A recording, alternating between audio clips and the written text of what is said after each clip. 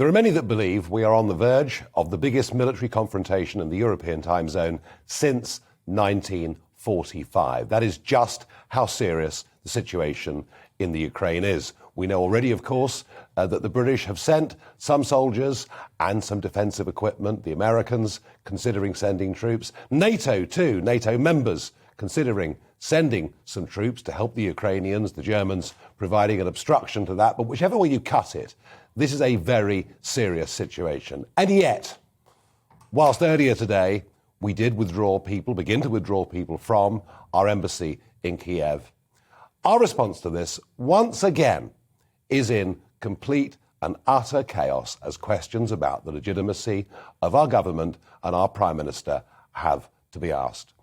Just have a look at this. This was the 10th of June, 2020, and this was Boris Johnson speaking to the nation during lockdown.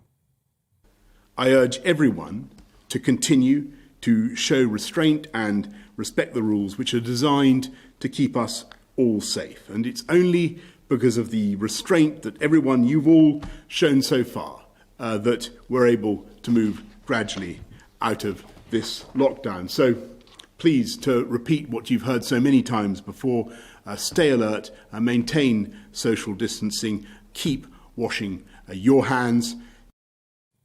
Restraint, no bashes, no parties, no fun. And indeed, on the 13th of June 2020, 6 days before Boris Johnson's birthday, the Queen watched a scaled-back ceremony for her official birthday on her own without her family by her side. Her Majesty reviewed the annual Troop in the Colour parade from behind the walls of Windsor Castle, with none of it on public view, and the parade was conducted adhering to the strict 2-metre social distancing guidelines. And yet, now we know that on the 19th of June, which was Boris Johnson's birthday, a bash was held. Yes, a birthday bash was held. 30 people attended. There was even a cake provided. Boris Johnson had a birthday party for 30 people in the middle of lockdown, whilst telling the rest of us we shouldn't dare do such a thing. And this before Sue Gray's report comes out. It was due. We were expecting it on Thursday of this week. But Dominic Cummings, and you know, it's clearly a very destructive game that he's playing, but it was perfectly obvious from what Cummings said this morning that he's got more things in the locker to unfold.